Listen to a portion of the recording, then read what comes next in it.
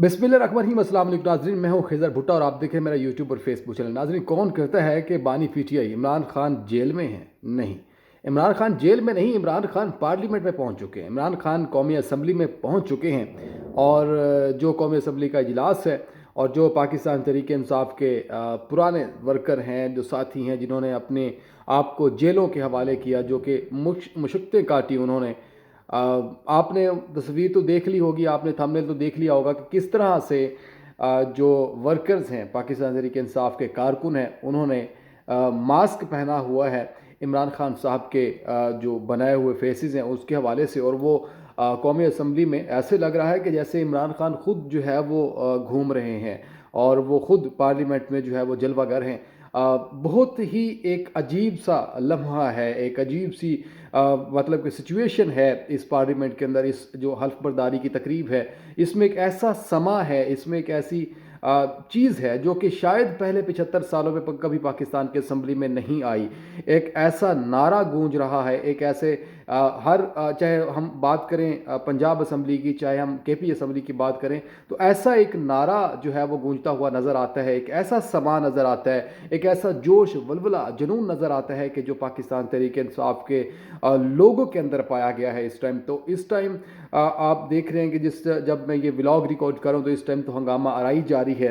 और जब उमर अयूब साहब पहुँचे हैं अपना सिग्नेचर करने के लिए, दस्तखत करने के लिए, तो उन्होंने एक तस्वीर उठाई, खान साहब का बैनर उठाया हुआ था और उन्होंने नारे लगाए।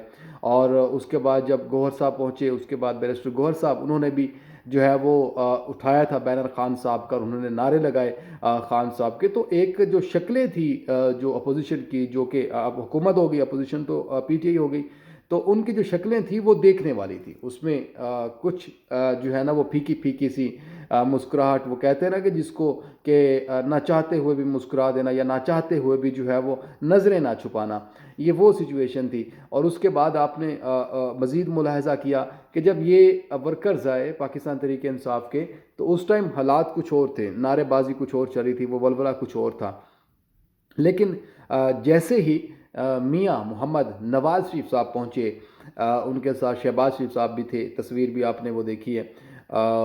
वो जैसे पहुँचे तो उनके ऊपर एक तो मास्क फेंका गया और दूसरा जो है उनके ऊपर जो है वो तारे यानी कि ताने दिए गए, नारे लगाए गए उनके खिलाफ के चोर चोर के नारे लगे।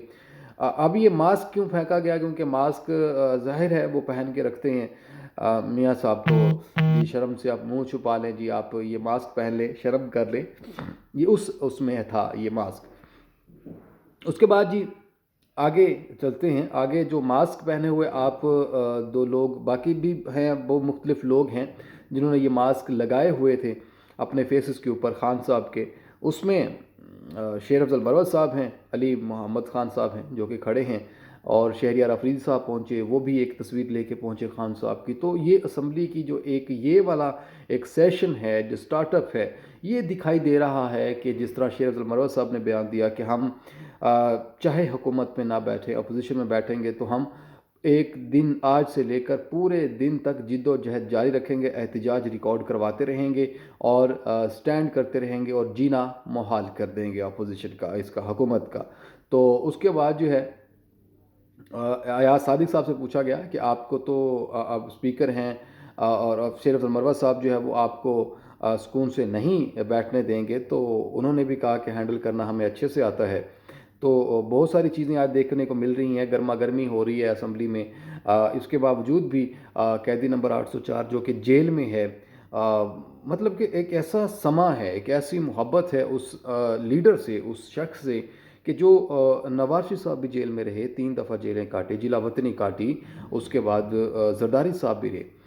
उनके तो कारकुनों ने ऐसा कभी भी कोई चीज़ जो है वो नहीं की थी, ऐसा कोई जोश वलवला हमें देखने को नहीं मिला था जो कि पाकिस्तान तहरीक इंसाफ के लोगों से देखने को मिलता है।